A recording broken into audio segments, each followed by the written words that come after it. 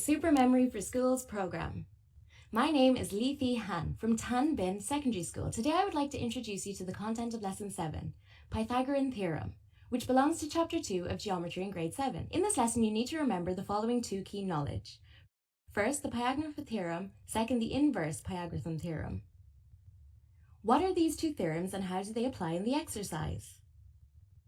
We will learn the first part of the Pythagorean theorem. The content of this theorem is as follows. In a right triangle, the square of the hypotenuse is equal to the sum of the squares of the other two sides of the right triangle. So which triangle is this theorem only used in? Answer: this theorem is only used when we have a right angle. And this is the illustration.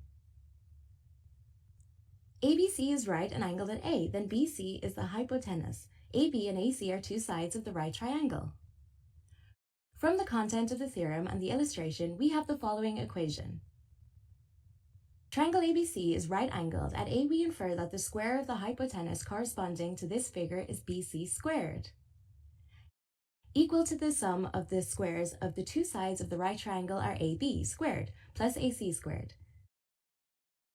So what is it used for?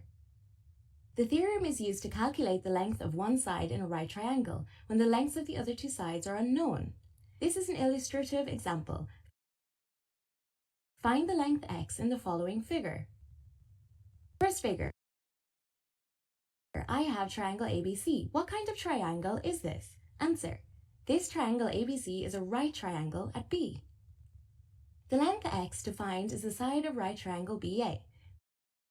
The other side of the right triangle is BC with length 8 and the hypotenuse with length 10. Applying the Pythagorean theorem here, we will have the square of the hypotenuse is AC squared is equal to the sum of the squares of the two sides BC squared plus AB squared.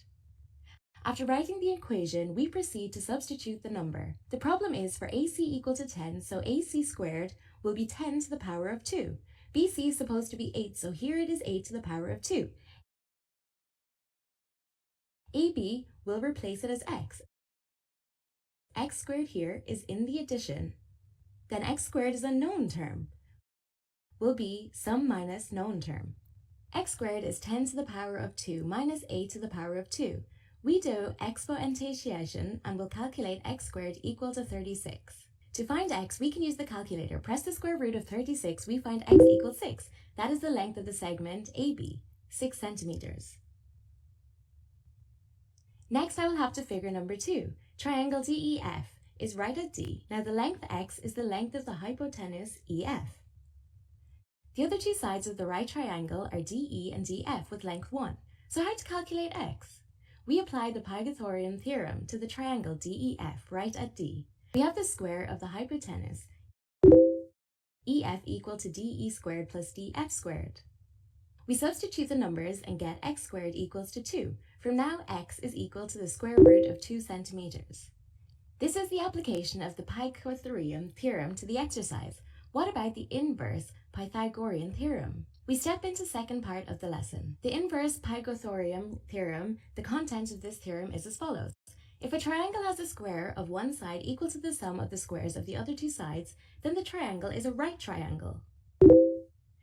This is an illustration. From the content of the theorem and the drawing, we have the following equation.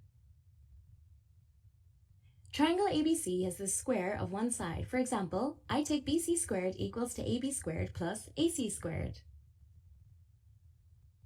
This equation is correct. We infer triangle ABC is right at A. So, what is this theorem used for?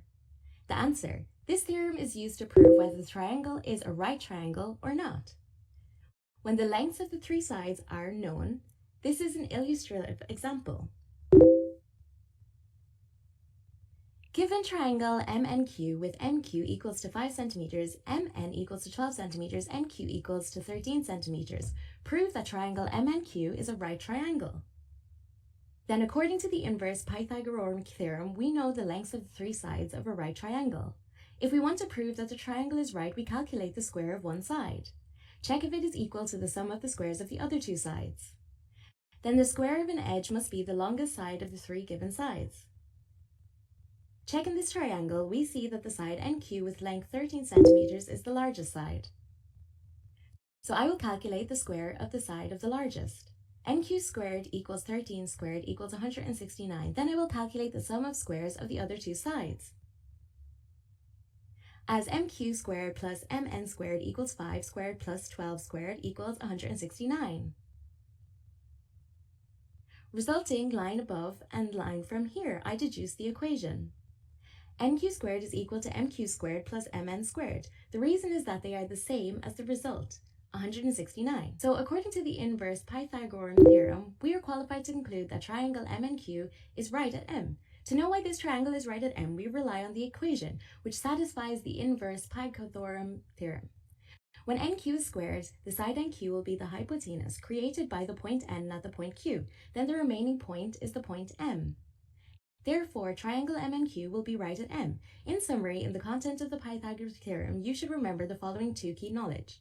First, the right Pythagorean theorem is a right triangle. The square of the hypotenuse is equal to the sum of the squares of the other two sides. Second, the Pythagorean theorem in a triangle, if the square of one side is equal to the sum of the squares of the other two sides, we conclude that the triangle is a right triangle. So this is the core knowledge of the Pythagorean theorem. I hope that this knowledge will help you in the learning process. Our class is over here. Thank you for listening attentively.